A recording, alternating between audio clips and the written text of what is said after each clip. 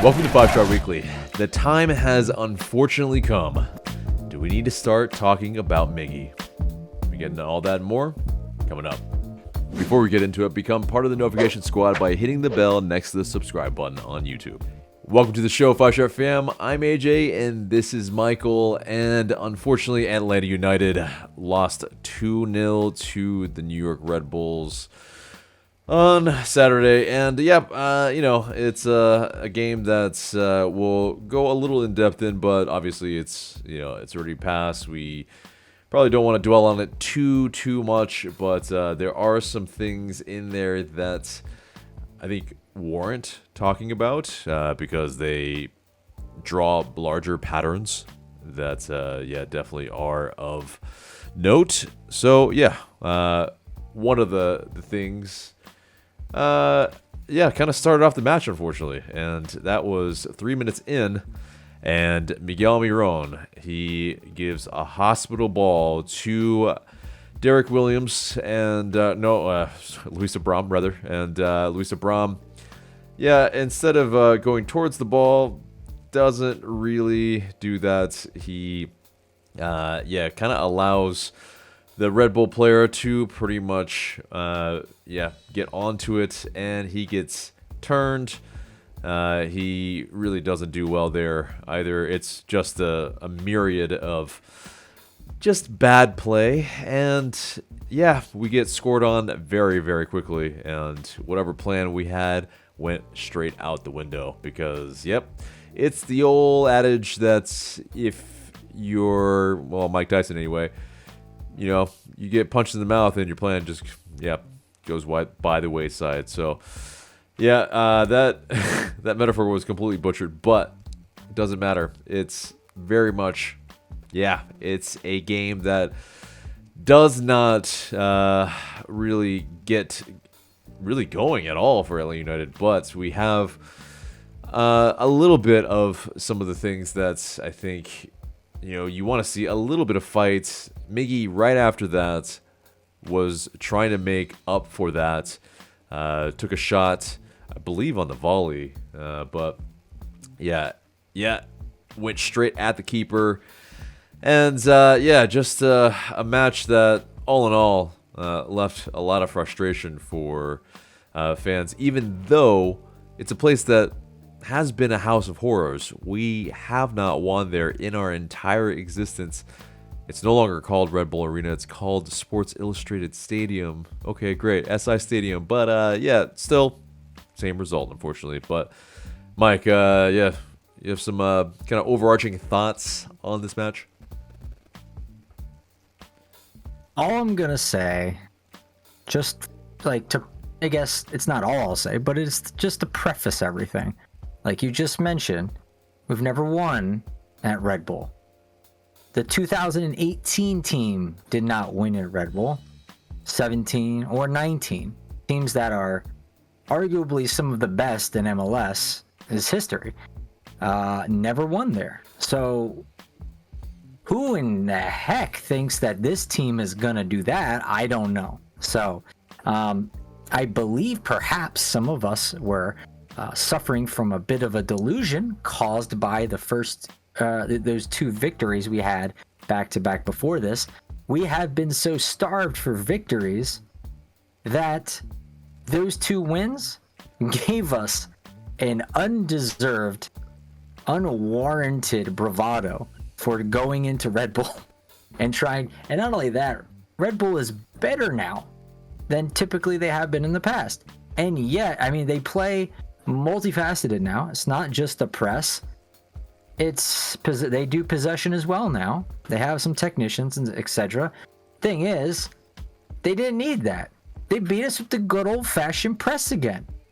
And it's like what Ronnie Dyla said when we played the Red Bulls for the other time this season. You go route one with them, they'll shove it down your throat in transition. We barely started with the ball, and we turn it over in a transition moment, right in our defense. And when it comes to Miguel Almiron's pass, yes, it was a hospital ball. should Abram have gotten to that, seeing that guy, that guy who ultimately scores the goal, he was on his bike sprinting before Miguel even hit the ball. Shouldn't have Abram noticed that and said, oh crap, I need to get there. But no, he didn't. I mean, Abram is slow. He probably estimated he wasn't going to get there anyway. But at least try, make it hard for him. Slide tackle it, you could have done something. But he was way too late to react. Rebel player got on top of it. And then Abram did this strange, turn his back, try and dance a little bit, and just got completely out-skilled by the shooter. I don't know why you just don't put your foot in the way. Like, try and poke the ball. He's just right there. Your foot was like a couple centimeters from the ball. But I get it, you're a defender. The instant you feel like you put a foot down, they'll go a different way and go around you. Happened anyway. Might as well just tackle the guy in that case. Who cares if he has to do a penalty shot at that point? Like, it's, a little ridiculous. Way too easy. And the consistent pattern of Atlanta United giving up soft goals continues in the House of Horrors that is the newly named Sports Illustrated Stadium. Right. I mean, sidebar question. It's like, and I asked you this while we were watching it together. It's like, who's actually buying Sports Illustrated, the magazine, anymore? It's kind of perplexing. Like, how are they affording that stadium? I have major questions. That seems a little exclusively digital, probably. Right. I can't imagine there's hard copies being sold everywhere.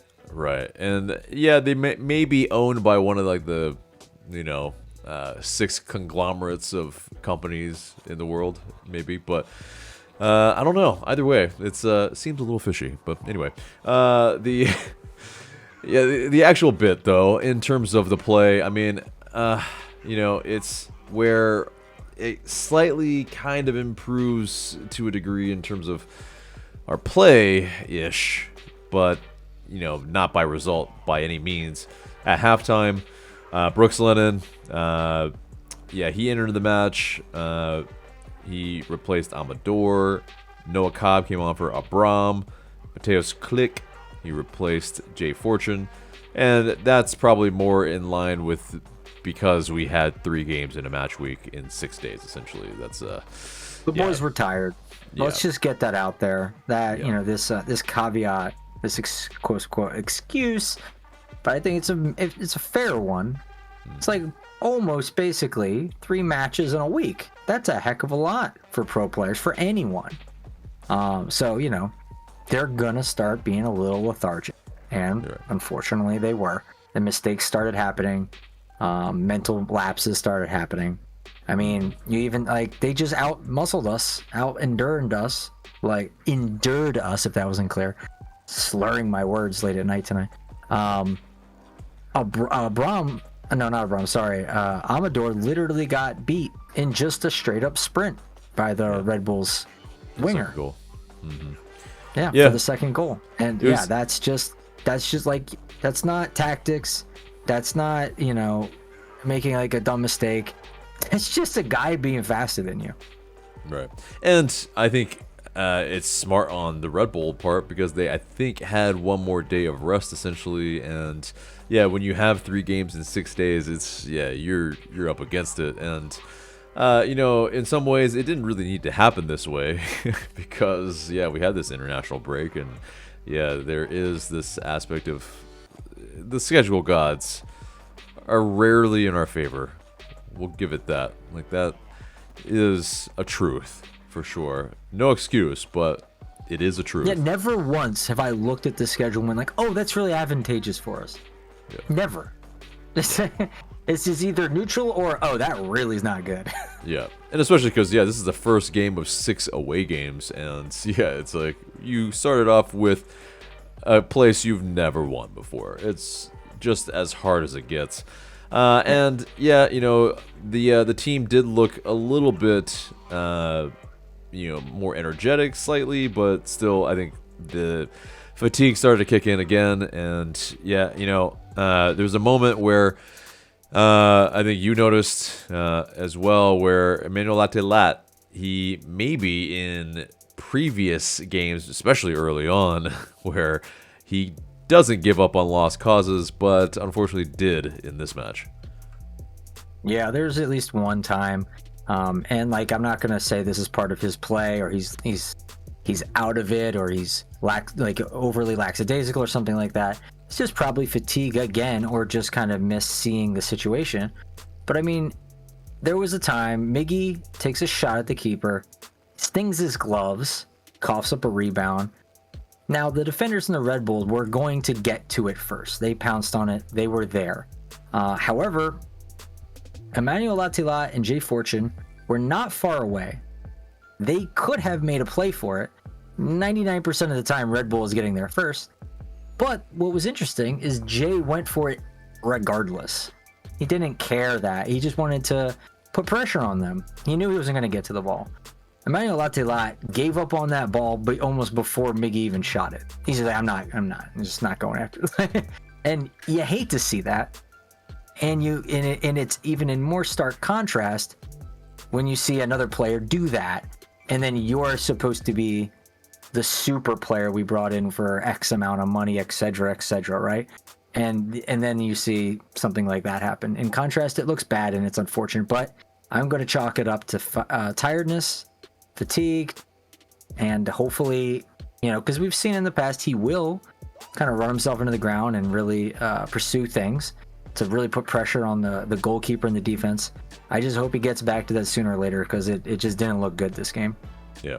I mean, he's proven that when he does, he makes it really interesting. And yeah, he got a goal that way. That chip was incredible. But that was the goal at home. But yeah, Jay Fortune, showing that hunger, showing that confidence in the play of, okay, yeah, it may be a lost cause, but you never know. And Emmanuel Latte, I think, is in that kind of moment right now where he's not in full confidence. He is maybe thinking, okay, yeah, it's not going to be worth it anyway. I'm struggling. It's just a bad moment. Just all the flood of thoughts when, you're kind of in a bad way. And essentially, I think it's 9 games without a goal, so maybe 10. And it sucks because we'll talk about it next, but the called off goal that should have been. Yeah, and especially it's that where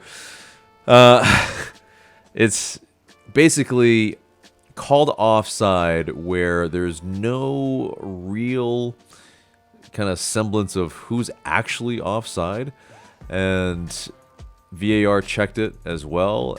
We, on the replay during the broadcast, didn't really get to see but one half of a replay. And I think that's probably in mind with something like that.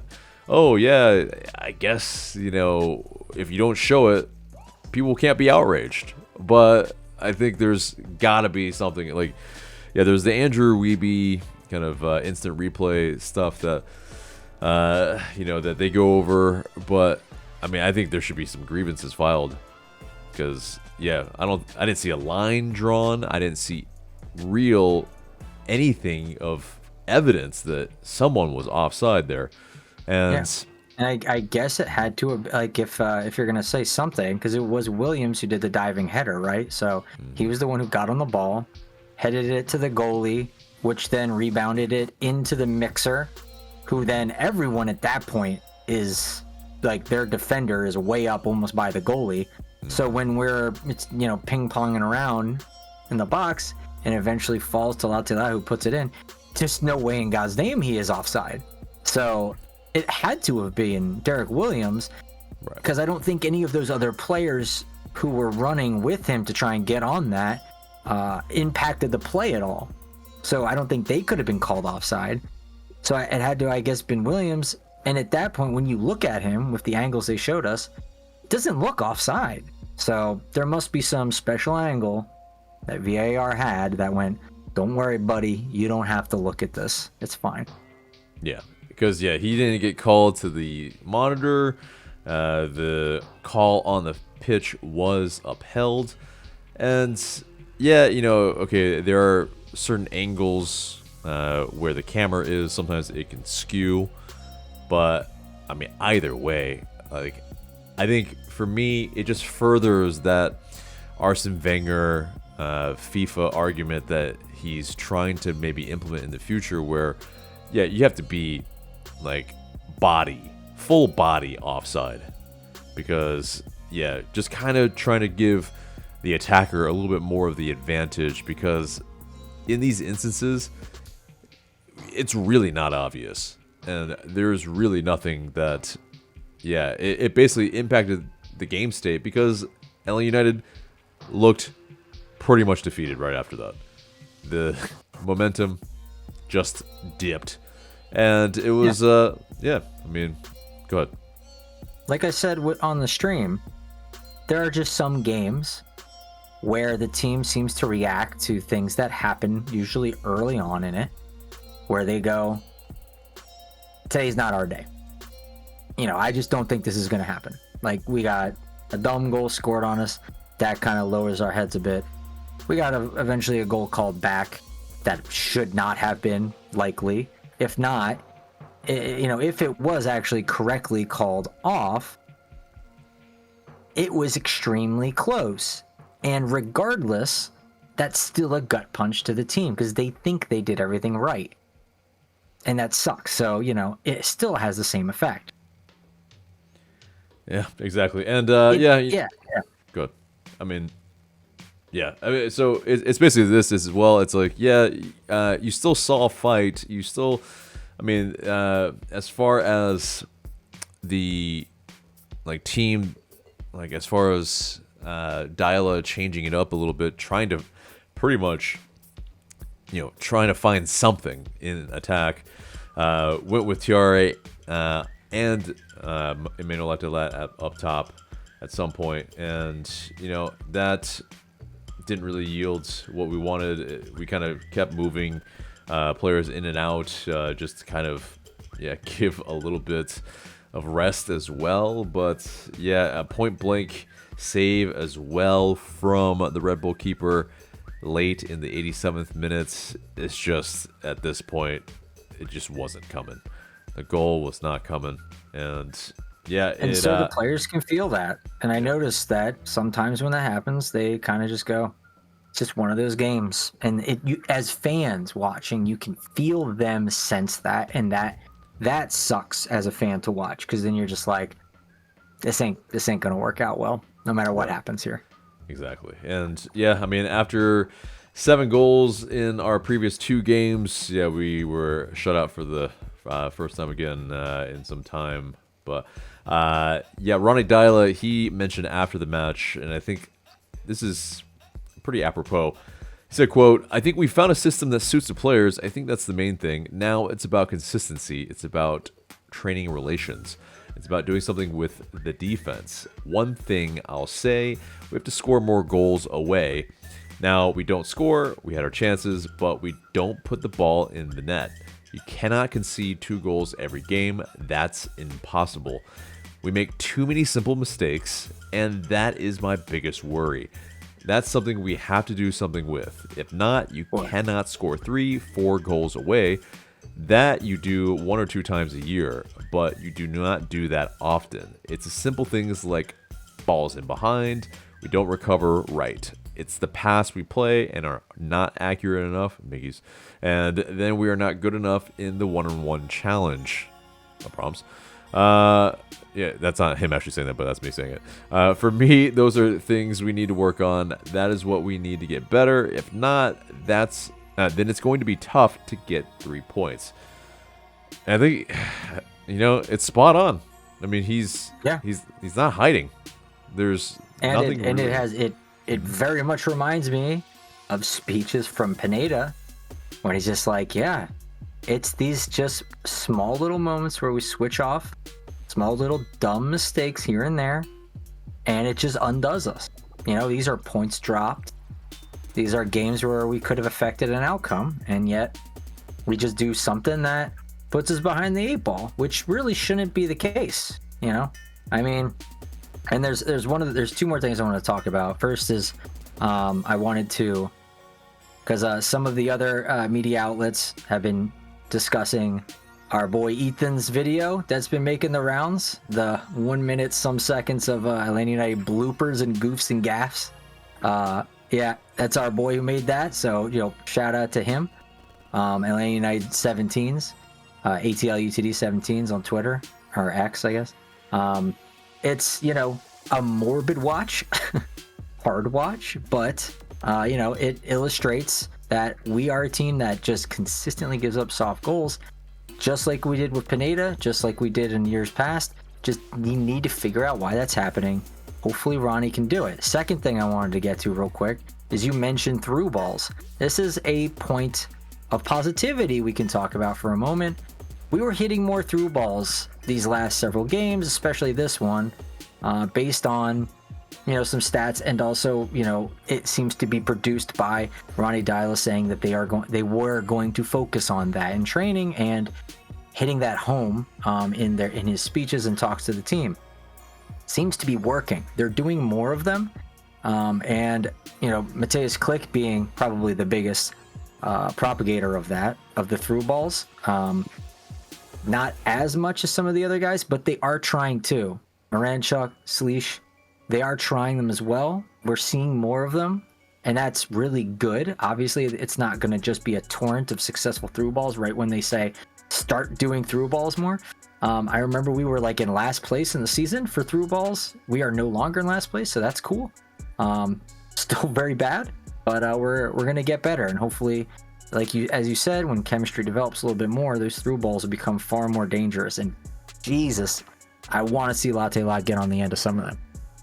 Right, because, we have runners that are capable of getting on the end of these, especially, I think smart runs, these players are absolutely able to do it. It's just a matter of we don't have the right types of service.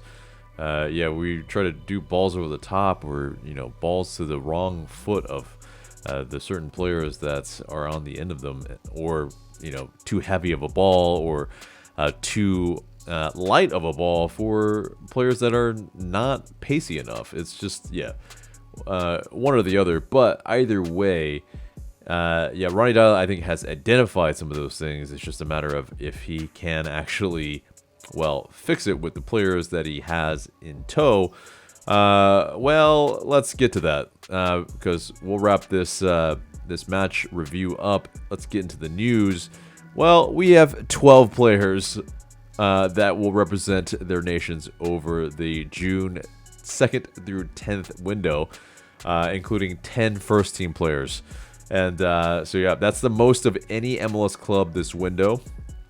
We have Abram, Miggy, Luke Brennan, Noah Cobb, Chong Kui, Braden Dunham, Jay Fortune, Bartosz Szlisz, Emmanuel Latte, Saba, Caden Moore, and Efrain Morales. So, a lot of first-teamers, and it's really difficult to get any sort of continuity in an international break so that you can actually, in a lot of ways, build what you want to during those breaks that are very crucial in team building, in trying to get your tactics the way you want them.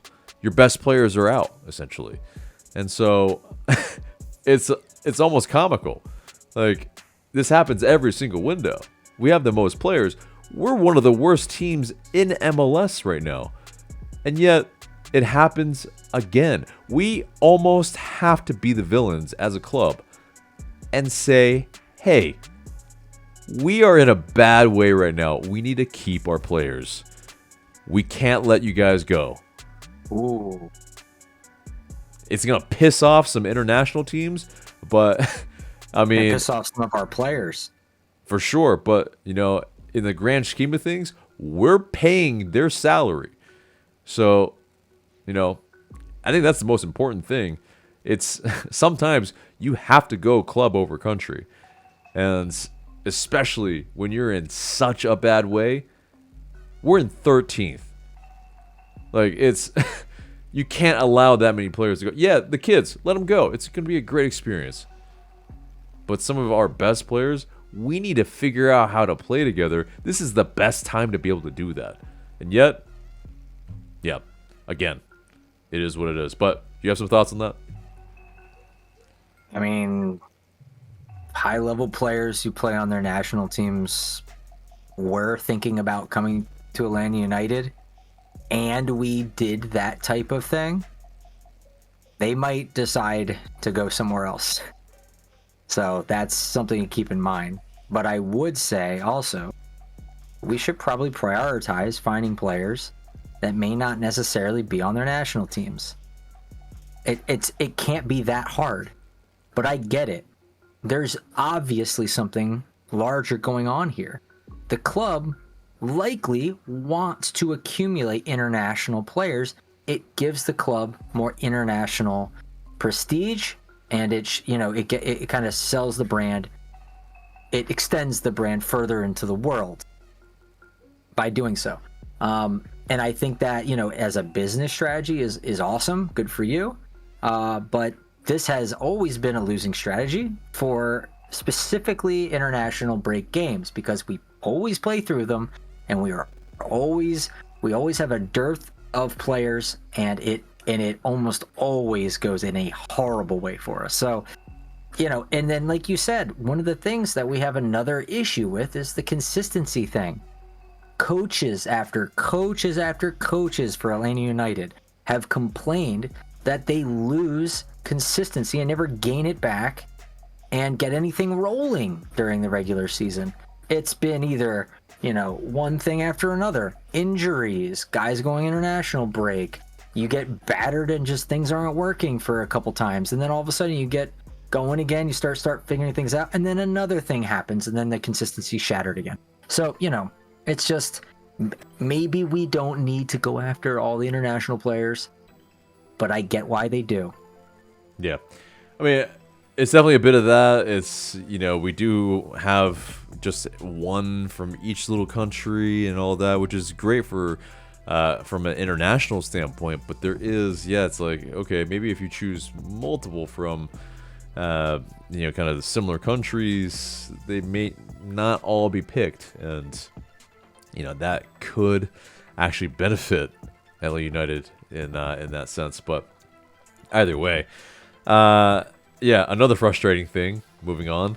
Atlanta United announced today, we're recording this on a Wednesday for full transparency, that forward Kemen Togashi is expected to miss the next 4 to 6 weeks after he underwent a procedure in his right knee to repair a partial meniscus tear.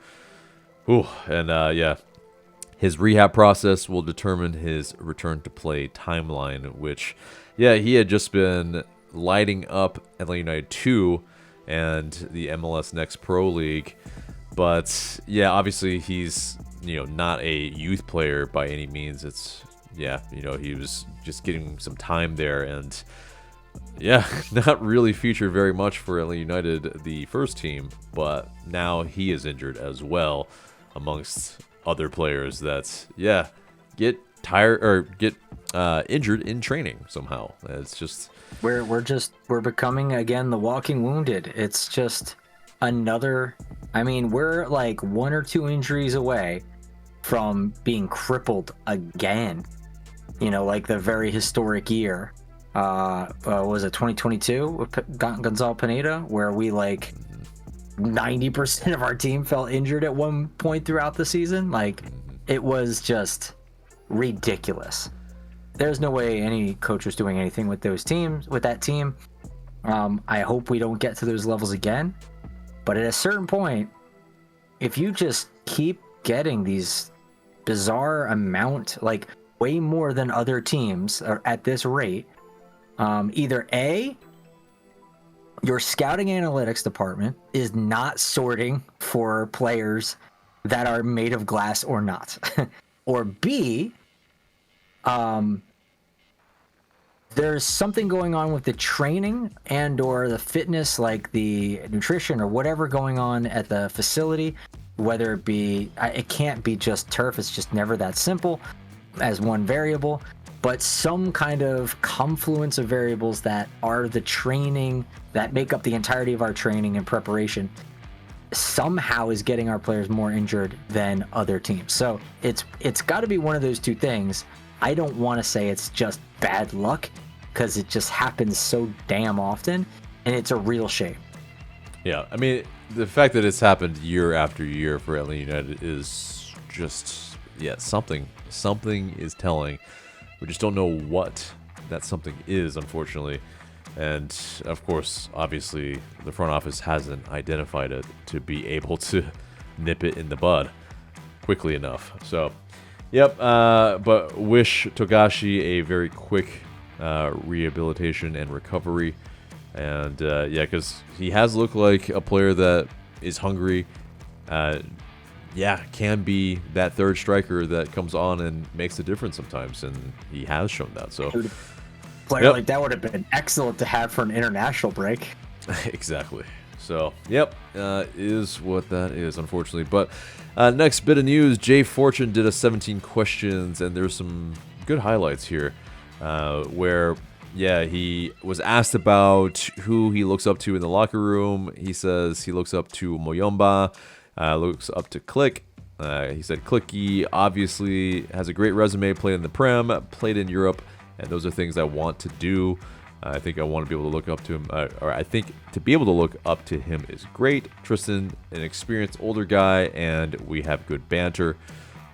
He also was asked who his idol was, whether in football or life, and he said, I'd probably say Andres Iniesta. And he said, I grew up watching him a lot and enjoy the way he played. I try to take some of his game into mine. I mean, obviously a Barcelona great, and yeah, a midfielder that's some of the probably best in history. Probably next to, I mean, I would say like Zinedine Zidane, maybe, as far as, you know, that type of, you know, just midfielder that's just so incredible. And yeah, if you want someone to emulate, absolutely Iniesta, you know, has won everything. And I think he almost came over here to play with Inter Miami with Messi, but decided not to. Exactly. And yeah, I forget if he actually retired yet, but I mean, man is still playing. He is. I think he did. Yeah, he is. Yeah, he just retired, I think, this year. But man, like the longevity in this man, 41 years old, insane. But yeah, and then he also was asked about playing, you know, for the first team, being an academy player coming up through our academy. And he said, I joined the academy when Atlanta won MLS Cup, and I think that kind of showed the first experience of what this club means and what they can do. To see the stadium packed out, everybody having fun during games, that's not something you can get at every team in the league. For me, I really appreciate the type of fans that we have here. Every time I put the shirt on, I'm not just doing it for myself or for my teammates, but the fans and the people that are working as backroom staff as well, because they gave me the chance and opportunity to be where I am. And so, you know, he didn't have to say all that. I think he obviously is an Atlanta United player through and through. Literally one of those kids that is, yeah, a childhood fan of the club. We're just old enough that, yeah, players can actually be that. But yeah, any thoughts on what he said? Well, I mean, I think we figured it all out now, haven't we? We won the championship. Jay Fortune joins the team. We haven't won anything since. I think case closed. Oh, no, but seriously, seriously, Jay's great. When I met him at the training ground, he was a wonderful guy. He's been a pleasure to watch these last, this season, but like the last 2 seasons, and seeing him develop has been, we always knew he was going to have a good ceiling. It's exciting to watch him. I'm really hoping he, makes good on that dream to get to Europe. It'll be really cool to see. And I'll, just like when Miggy went, maybe I'll get his jersey too. Mm-hmm. Indeed. And yeah, speaking of jersey, he wears number 35 because 8 was not available, and so yeah, 3 plus 5 is 8. Yeah.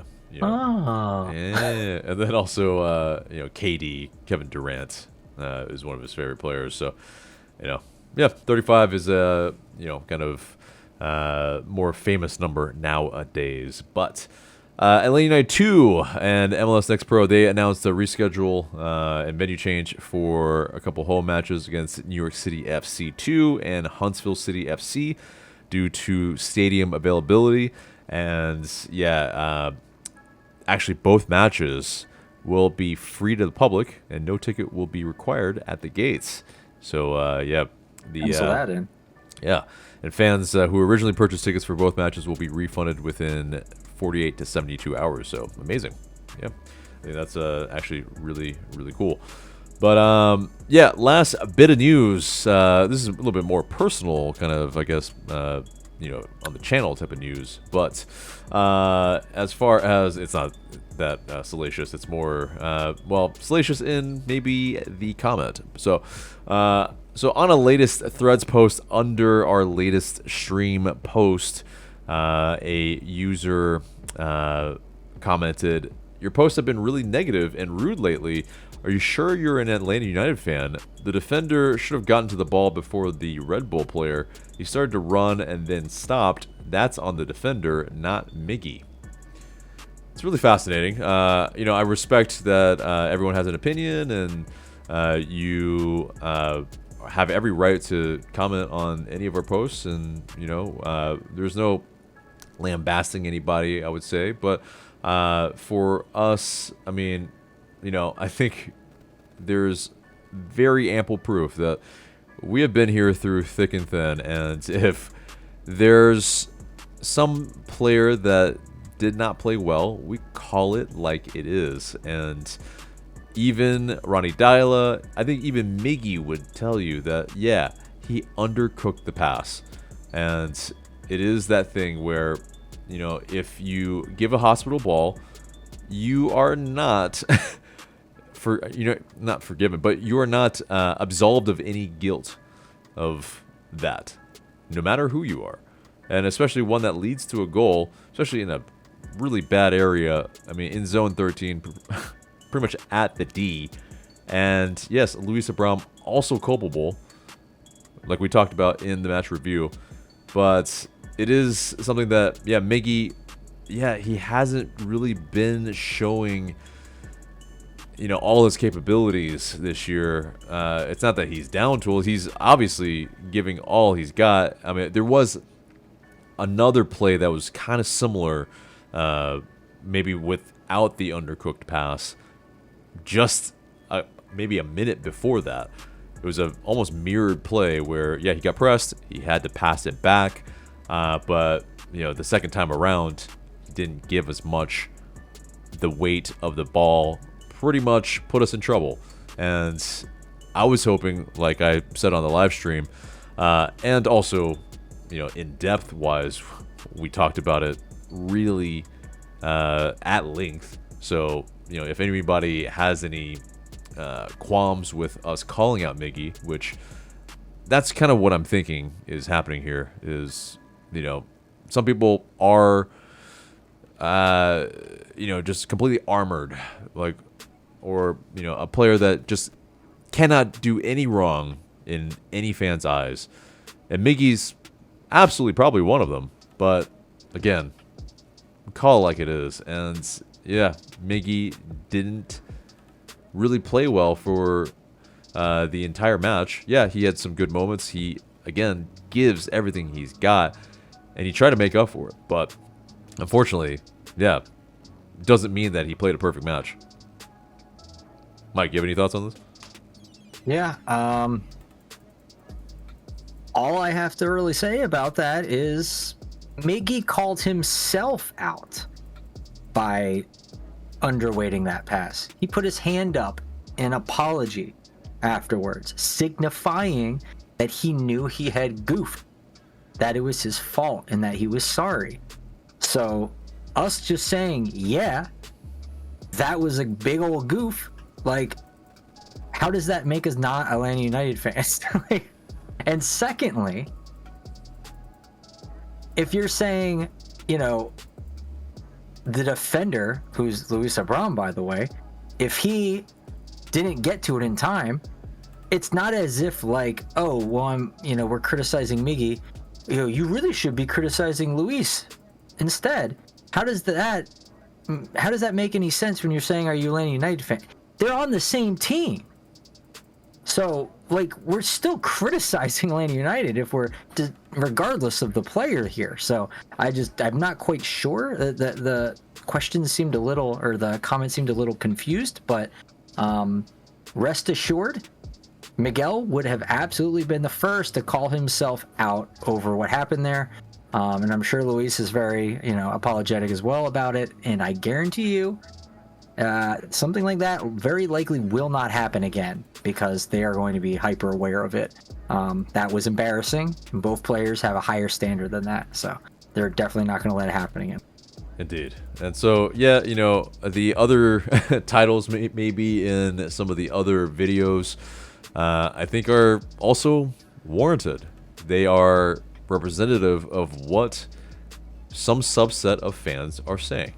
And, obviously not every single fan is going to think the same. If we had a monolith of the way that Atlanta United fans thought, it would be incredibly uninteresting. And it would be, as a whole, kind of reductive, I would say, as far as thinking that, a fan base is just one strain of thought. But as well, yeah, I think the players themselves have been vocal as well about how poorly they have played. And in the locker room, you can absolutely see that, yeah, they have these same sentiments. So, unfortunately, yeah, some of it isn't as public, and yeah, it doesn't mean that anybody's rooting less for the team or, slating anybody, as far as them as a person or, having a go at them on social media where they're being mentioned or added or anything like that. It's basically, if the players are coming on to this channel and subjecting themselves to the criticism that, again, very much warranted if there's something wrong. Because I think if you watch this channel and you listen to what we say, we're very much not slating any player just because they're, we don't like them or something. No. Like, I root for every player that's on this team. I want them to do well. Because that means Atlanta United does well. And that means Atlanta is represented well. That's what I worry about. Because we pay hard-earned money, whether it's for Apple TV Plus, or not just Apple TV, I guess, and, merchandise, season tickets, everything, the travel to go to the games. That's all part of the fandom. I'm not doing this for my health. I'm doing this because I'm rooting for the team. So, either way, any final thoughts there, Mike? No, but expect us to criticize the players when it's warranted. It will happen again, and we're not really sorry about it. Yeah. But, you're totally welcome to your thoughts, and you can, let us know what your comments are. And yeah, your perspective is just as warranted as ours is. Mm-hmm. If you can argue for it and fight for it, by all means, you can even come on the stream and give us what for to our faces. We're more than open to any of that because you're a fan. We're a fan. Our opinion isn't worth more than yours. So, argue it in the marketplace of ideas. Indeed. But anyway, that's it for the news. We went on a little rant there, but let's get into the mailbag. And you guys send in these questions through IG Story and Discord. Please continue to do so. We might answer your questions in the future. And first question. Ooh, man. Lots of questions, but some of it kind of just banter back and forth a little bit too. But Nick in the ATL asks, why do you think a lot of fans actually expected a result in New Jersey, a place we have never won at? And we kind of went to it. I think I addressed this. Yeah, I addressed this with the delusion that was set up by the two victories before that. Yeah. And it's part of it for sure. Is that the feel good factor definitely played a part, and yeah, ultimately, once we start, this is the thing. This is how badly the fans want to win. We know that, yeah, it's probably not going to happen a lot of times. We're not going to win every single game, but there's the hope, and it's the hope that gets you. And it's really, I think, rife in this moment. But yeah, thank you, Nick in the ATL. He got that first question because he is our highest tiered Patreon. And if you want your question answered first or prioritized, then join us on the Patreon for that that perk. But next question comes from Greatest Hibbert fan. What is worse, life in prison or watching Atlanta United April to mid-May match replays every single game? I mean, yeah, it speaks for itself. I think the question it implies an answer in and of itself, so I'll leave it at that. Yeah. I don't know what life in prison is like, so but yeah, watching Atlanta United during this time is pretty rough. So yeah, we I don't know, we're sickos. There are some very nice prisons in Scandinavia where it's almost like a resort per se. So, or like a small apartment that kind of prison in New York or something. Like it's like, almost as nice as that. I've seen those type of photos where they have like Wi-Fi and a computer and yeah, like you could be a mob boss in a federal prison somewhere, getting like amazing treatment like you see in the movies. So could be that. Yeah, yep. Okay. Next question comes from let's see. We've got Christopher Jarvinpa. There we go. Yes, there we go. What can we do to get LL more involved in the final third? Is that the golden question? It is. This is. I mean, you gotta find a way to get this guy scoring again. He will be. He's gonna be what gets us going. Like, if we get him scoring, the team definitely gets more positive, more confident. A confident and scoring Emmanuel Latte, I think, can lead the charge for the team. I think he can be like a leader like that, like an energy leader of sorts. I don't know exactly how he is with like speaking and talking to the team and things like this in the locker room, but on the field, his presence, I think, can definitely be leader-like, and he can lead by example with the goals he scores. So I really, really need to get him back into doing that. How to do that? I mean, if Ronnie Dyla can't figure it out, I'm sure as hell not going to be able to figure it out. So my best guess is to lean into what they kind of were talking about and what we talked about earlier with the through balls. So I think that's the best way to get Emmanuel Latte unlocked. And we just need to practice that more because we hadn't been doing that like at all. And now we're doing it a little. We still need to do it way more. And eventually, the more we do it, we'll get better at it. And then hopefully that leads to goals. Right. Yeah, I mean, I almost felt like you were going to say this. He is the straw that stirs the drink. Yeah, and I thought about it for a second, but I thought potentially other players can also be that or more than that. So I was like, I don't know if he exactly is that kind of guy, but he is something. Like, for instance, I don't think the number 10 on our team, like either whether it be Miguel or if they catch fire, I don't necessarily know. Like if Rancho catches fire, I don't necessarily know that that's going to spread to the rest of the team. If ELL does, though, I have a strong feeling it would. So I think that is a difference in kind, rather, than saying it's a lot of metaphors here. But basically, I feel like it's very important for us for ELL to score goals for the mentality of the team. Right. And I think it's this. He's the player capable of scoring multiple goals a game. And that's the important part here. That's I think we're missing, because yes, other players can chip in. We saw that during the home games, but very unlikely that's, Miggy is going to score 2, Moranchuk's going to score 2 in a match. It's more likely that it's going to be Emmanuel Latte. And yeah, that's as far as how do we get him more involved, yes, it is the right type of service that he needs. And him being left-footed, it's probably finding him a little bit more on the right-hand side somehow.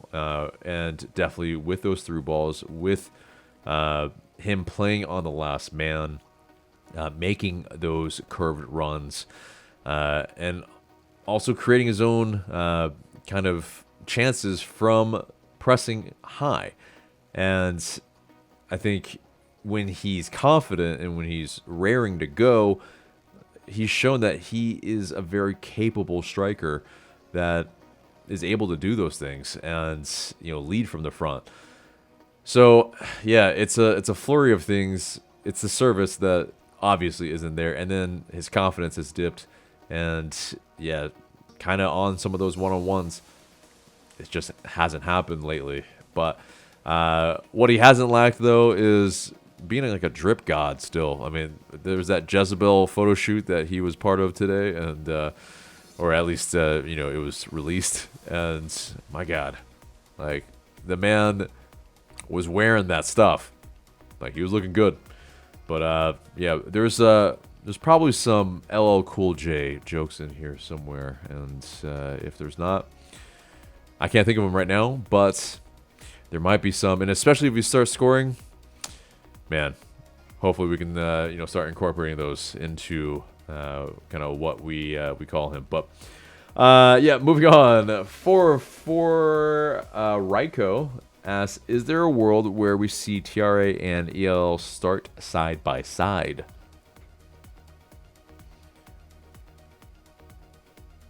It's a tough question. Probably.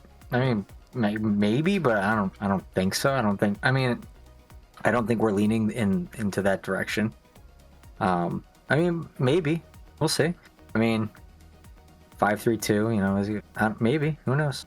Yeah, I think it's probably less likely now because Togashi is injured. We don't have another backup striker. I think you're going to have to pretty much, kind of use Thiare as the man with the energy off of the bench, because as far as another striker, that's it. So, and then as well, yeah, I could see it maybe in the scenario if Miggy needed some rest. Yeah. In which case, sure. But if Miggy starts, I mean, maybe you could do a 4-4-2 if you felt solid enough, maybe with Stian Gregerson and Derek Williams as your center back pair. But yeah, I think we're putting ourselves in a spot there if we're starting both of them. Although, and it sounds like Ronnie's really liking the 5-3-2 type setup. So yeah, exactly. So. Okay, I think that's the mailbag this week, and that pretty much does it for the entire episode, except for the question of the day. And the question of the day is, why do you think we have so many internationals in spite of not playing well? Let us know in the comments below. I mean, yeah, so that's a good question. Yeah. Let us know in the comments below. Looking forward to what you have to say. But guys, that is the episode there and there. Remember to like, share, comment, and subscribe. That's Michael. I'm AJ. Thank you so much for watching, and we will see you. Go Oilers in the NHL playoffs. I think they might be losing right now, but good luck. We will see you in the next video. See ya.